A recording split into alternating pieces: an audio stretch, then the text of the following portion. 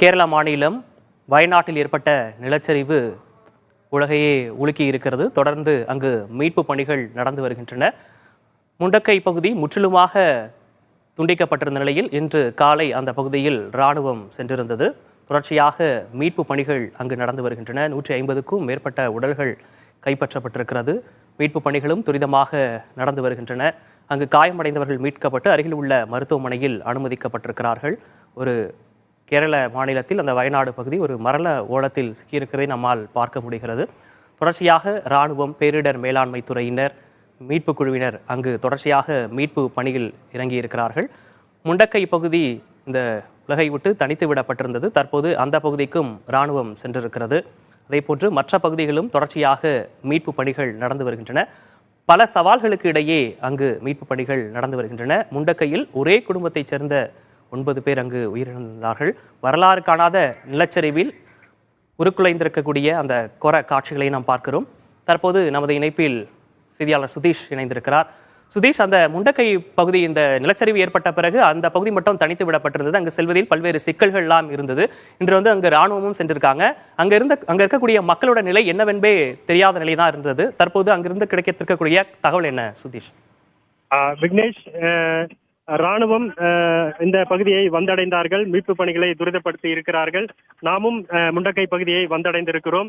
எழில்மிகு ஒரு மலைகள் நிறைந்த ஒரு பகுதி. அங்கு ஆபத்தும் உருவாகி இருக்கிறது. அந்த பகுதியில் ஒரு பேராபத்து உருவாகி நூற்றுக்கணக்கான மக்களை உயிர் பலி வாங்கி இருக்கிறது. இந்த பகுதி முழுவதுமே ஒரு மலைகள் நிறைந்த பகுதி. அந்த மலைப்பகுதியில் நூற்றுக்கணக்கான வீடுகள் இருக்கிறது. குடியிருப்புகள், அதாவது தேயிலை தோட்ட தொழிலாளர்கள் பணியாற்றி வருகிறார்கள். தேயிலை தோட்டங்களும் காடுகளும் இருக்கிறது. வனப்பகுதியும் இருக்கிறது, தேயிலை தோட்டமும் இருக்கிறது. இந்த பகுதியில் மக்களும் வசித்து வருகிறார்கள். ஒரு மிகுந்த ஒரு பகுதி. ஆனால் ஒரு ஆபத்தான ஒரு கோர தாண்டவம், ஒரு பேர் விபத்து நடைபெற்றிருக்கிறது. அந்த காட்சிகளை நாம் கண்ணால் பார்க்க முடிகிறது. அந்த காட்சிகளை ஒரு புதிய ஆறு உருவாகி இருக்கிறது என்று சொல்லலாம். ஒரு சிற்றோடை ஓடிக்கொண்டிருந்த ஒரு பகுதியில், குடியிருப்பு பகுதியில் குடியிருப்புகளை அகற்றிவிட்டு ஒரு பெரிய ஆறு உருவாகி இருக்கிறது. அந்த ஆற்று வெள்ளம் தற்போதும் ஆர்ப்பரித்து சென்று கொண்டிருக்கிறது. அந்த காட்சிகளை பார்க்க முடிகிறது. எஞ்சி இருக்கக்கூடிய மக்கள் கண்ணீருடன் அழுது கொண்டிருக்கிறார்கள். உறவுகளை இழந்திருக்கிறார்கள், உற்றார்களை இழந்திருக்கிறார்கள். நேற்று வரை தங்களோடு பழகி கொண்டிருந்த, பேசிக் கொண்டிருந்தவர்கள் தற்போதே இல்லை. எங்கே சென்றிருக்கிறார்கள், எங்கே வெள்ளத்தில் அடித்து சென்றிருக்கிறார்கள் என்ற ஒரு மரண ஓலம், ஒரு கண்ணீர் ததும்பி கண்ணீர் விட்டு அழுது கொண்டிருக்கிறார்கள் இந்த பகுதியில் எஞ்சி இருக்கக்கூடிய மக்கள். அவர்களையும் மீட்பு படையினர், பேரிடர் மீட்பு படையினர், ராணுவம் அவர்களை மீட்டு கொண்டு வருகிறது. அவர்களை மீட்டு பத்திரமாக பாதுகாப்பான இடத்திற்கு அவர்களை அழைத்து செல்கிறார்கள். நாம் தற்போது ஒரு பெருவெள்ளம் ஓடிக்கொண்டிருந்த ஒரு ஆற்றின் இடையே ஒரு சிறு பாலம் இருக்கிறது. அந்த ஒரு 10 அடி இடைவெளியில் தண்ணீர் சென்று கொண்டிருந்த அந்த ஒரு பகுதியில் ஒரு சிறு பாலம் மரத்தில் அமைத்திருக்கிறார்கள். அந்த பாலத்தின் வழியாகத்தான் ராணுவம், தேசிய பேரிடர் மீட்பு குழுவினர் அனைவருமே இந்த இடத்தை வந்து சேர முடிந்தது. இதற்கிடையே தற்போது இந்த பகுதி முழுவதுமே இந்திய விமானப்படை ஹெலிகாப்டர் சுற்றி கடந்த 1 மணி நேரத்திற்கு மேலாக அந்த விமானப்படை ஹெலிகாப்டர் சுழன்று கொண்டு மேலும் இந்த பகுதியில் ஆபத்து இருக்கக்கூடிய பகுதி ஏதாவது இருக்கிறதா என்பதை தொடர்ச்சியாக ஆய்வு செய்து வருகிறார்கள். அந்த ஹெலிகாப்டரில் முக்கிய அதிகாரிகள் இருப்பார்கள். அங்கிருந்து அவர்கள் இந்த பகுதி முழுவதுமாக எந்த நிலையில் இருக்கிறது, அந்த கோரதாண்டவம், இயற்கை விளையாடிய அந்த கோரதாண்டவத்தினுடைய அந்த வடிவத்தை பார்த்து கொண்டு ஆய்வுகளை மேற்கொண்டிருக்கிறார்கள். பெரும் பாறை, ஒரு மலையே இடிந்து விழுந்து சரிந்து பெரும் பாறைகளோடு மண்ணோடு பெரும் மரங்களோடு அடித்து மேலிருந்து வந்த அந்த கோர விபத்தில்தான் இங்கு இருக்கக்கூடிய 100க்கும் மேற்பட்ட வீடுகள் தரையோடு தரையாக வீடுகள் இல்லாத ஒரு சூழல் காண்கிறது. குடியிருப்பு பகுதிகளே இருந்ததா இல்லையா என்ற ஒரு அளவிற்கு வெறும் ஆற்றுப்படுகையாகத்தான், ஒரு பெருவெள்ளம் செல்லக்கூடிய ஒரு ஆறாகத்தான் அந்த இடம் காட்சி அளிக்கிறது. நாம் இந்த பகுதியை வந்து சேர்ந்தவுடனேயே அந்த பகுதிவாசிகள், எஞ்சி இருக்கக்கூடிய மக்கள் அழுது கொண்டு இன்னமும் பல பேர் மண்ணுக்கடியில், பாறைகளுக்கடியில் சிக்கிக் கொண்டிருக்கிறார்கள். ஜேசிபி பொக்லைன் இயந்திரங்களை விரைந்து வர சொல்லுங்கள், அந்த மக்களை, அந்த உடல்களை எடுக்க சொல்லுங்கள், பாறைகளுக்கடியில் இருக்கிறார்கள். இங்கு முழுவதுமாக வீடுகள் இருந்தது, அனைத்து வீடுகளும் காணாமல் போய்விட்டது. தேயிலை தோட்ட தொழிலாளர்கள், பல்வேறு வெளிமாநிலங்களைச் சேர்ந்த தொழிலாளர்கள், தமிழகத்தைச் சேர்ந்த தொழிலாளர்கள், கேரளாவைச் சேர்ந்த உள்ளூர் வாசிகள் அனைவருமே இங்கு வசித்து வந்திருக்கிறார்கள். பணியாளர்கள் இருந்திருக்கிறார்கள். நேற்று வரை மகிழ்ச்சியாக பணிக்கு சென்று விட்டு வீடு திரும்பிய அவர்கள் அந்த ஒரே நாள் இரவில் பெருவெள்ளம் அனைத்தையும் சுருட்டி சென்று இருக்கிறது. அந்த காட்சி மிகவும் கோரமாக இருக்கிறது. ஆறு முழுவதுமே மண்ணாக இல்லை, பெரும் பாறைகளாக இருக்கிறது. பெரும் பெரும் பாறைகளாக, கற்களாக முழுவதுமாக அந்த பாறைகள் அந்த வீடுகளை சுக்குநூறாக்கி சென்றிருக்கக்கூடிய காட்சியை தான் நம்மால் இங்கு பார்க்க முடிகிறது விக்னேஷ். மலை ஒரு புறம் எழில் மிகுந்த ஒரு மலையாக இருந்தாலும் அந்த மலை முழுவதுமாக ஒரு ஆபத்தை விளைவித்து சென்றிருக்கிறது.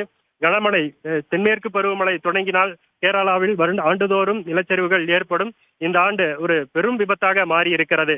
150க்கும் மேற்பட்டோர் தற்போது வரைக்கும் அதிகாரப்பூர்வமாக உடல்களை எடுத்திருக்கிறார்கள், இறந்திருப்பதாக கேரள அரசு தெரிவித்திருக்கிறது.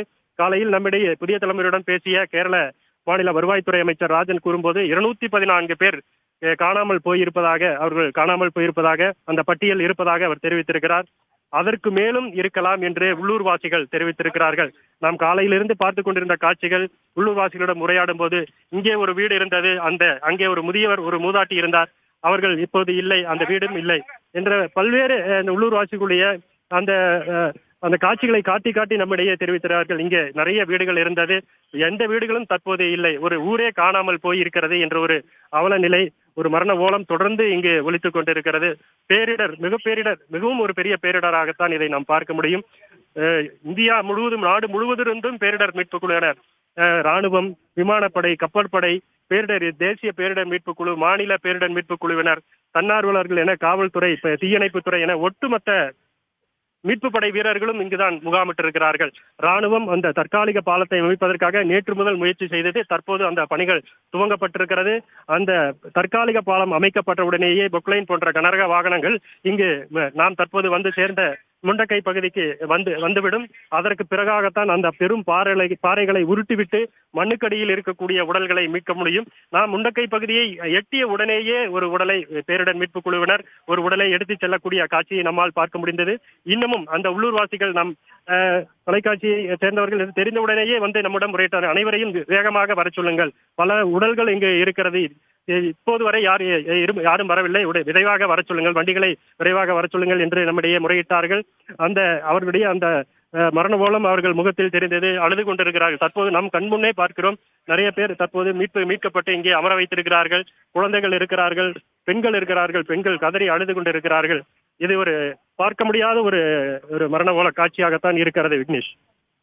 சுதேஷ், நீங்க இப்ப குறிப்பிட்டிருந்தீங்க அந்த மீட்பு பணிகள் தொடர்பா, அதாவது ராணுவம், காவல்துறை, அதே போன்று விமானப்படை, இந்த மாதிரி எக்கச்சக்கமான அரசு இயந்திரங்கள் ஒட்டுமொத்தமாக அங்கு மீட்பு பணிகளில் ஈடுபட்டிருப்பதாகவும் நீங்க குறிப்பிட்டிருந்தீங்க. அதே மாதிரி பாறைகள் ஆங்காங்கே உருண்டோடி இருப்பதையும் நீங்க காட்சிகளின் வாயிலாக அங்க என்ன நடந்தது அப்படின்றத விவரிச்சிருந்தீங்க. இப்போ இதெல்லாம் போதுமானதா இருக்கா? மீட்பு பணிகளுக்கு இன்னும் அதிகமான வீரர்கள் வந்து அங்கு தேவைப்படுகிறார்களா?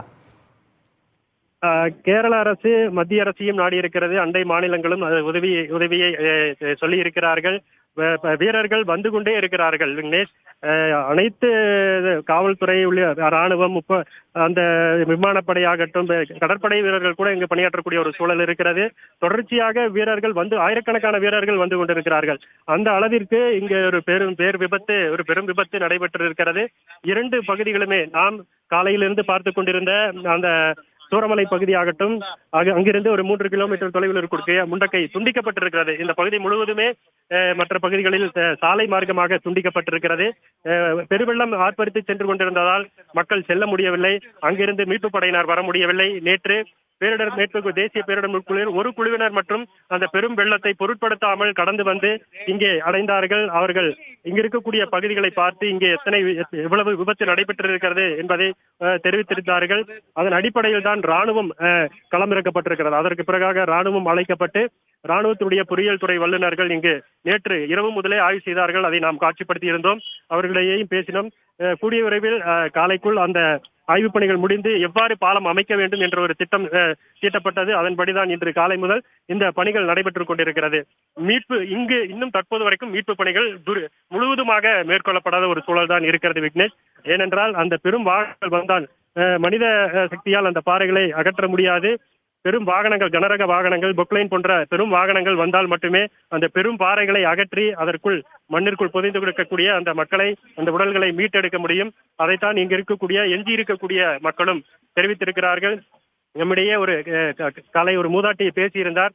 அந்த சத்தம் கேட்டவுடனேயே அவர் தப்பித்து மேலே ஒரு மேடான பகுதிக்கு சென்றிருக்கிறார். அவர் கண்முன்னே அவர் இருந்த இடத்தில் ஒரு 15 வீடுகள் அடித்து செல்லப்பட்டு மண்ணோடு மண்ணாக புதைந்த காட்சியை அவர் கண்கூடாக பார்த்து அதை சொல்ல முடியாமல் அவர் கண்ணீர் ததும்பி அவரால் சொல்ல முடியாத ஒரு காட்சியாக இருந்தது. அதை நம்மிடையே பகிர்ந்து கொண்டார்.